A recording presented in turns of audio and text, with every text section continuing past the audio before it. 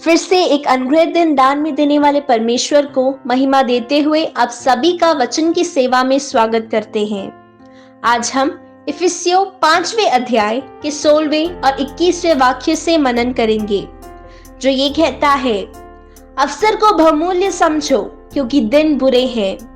21वां वाक्य, मसीह के भय से एक दूसरे के अधीन रहो। इस अनुग्रहित वचन से आज हम दिन बुरे हैं इसलिए एक दूसरे के प्रति कर्तव्यों का ध्यान रखें विषय में मनन करेंगे। एक व्यक्ति का व्यक्तिगत और सामूहिक जीवन कैसा होना चाहिए, इसका एक सही मार्गदर्शन वचन हमें देता है। अपने स्वार्थ के लिए मनुष्य एक दूसरे को धोखा देता है, लड़ाई करता है, मारता है, दुख पहुंचाता है, जो बुरे समय के लक्षण हैं। सच्ची आजादी को पाने के लिए मसीह यीशु ने हमें आजाद किया। हम इस आजादी को हमारे सांसारिक इच्छाओं की पूर्ति का कारण ना बनाएं।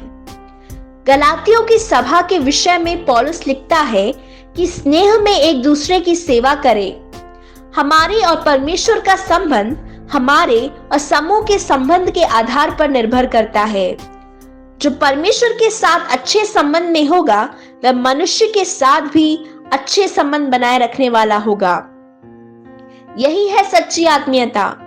समूह के साथ एक अच्छा संबंध बनाने के आधार पर ही हमारा समूह ये जान पाएगा कि हमारा परमेश्वर कौन है, हम किसकी आराधना करते हैं और इस परमेश्वर के गुण क्या हैं।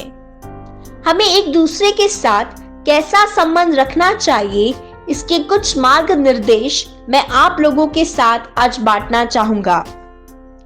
इफिसियों 5वें अध्याय के 21वें वाक्य में इस प्रकार लिखा है कि हम एक दूसरे के अधीन रहें।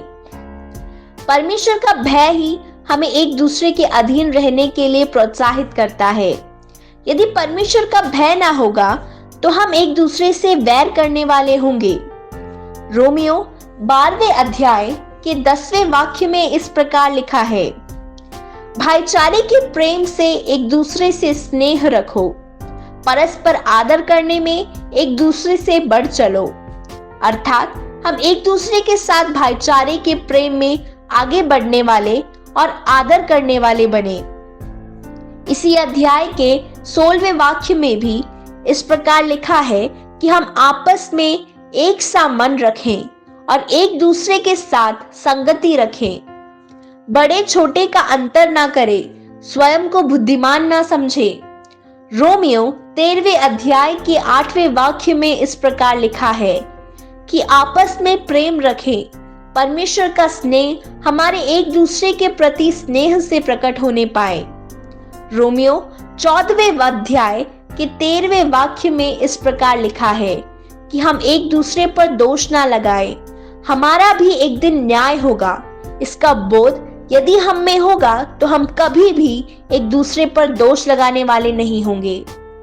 रोमियो 14वें अध्याय के 19वें वाक्य में इस प्रकार लिखा है कि हम एक दूसरे की आत्मिक बढ़ोतरी के लिए प्रयत्न करें।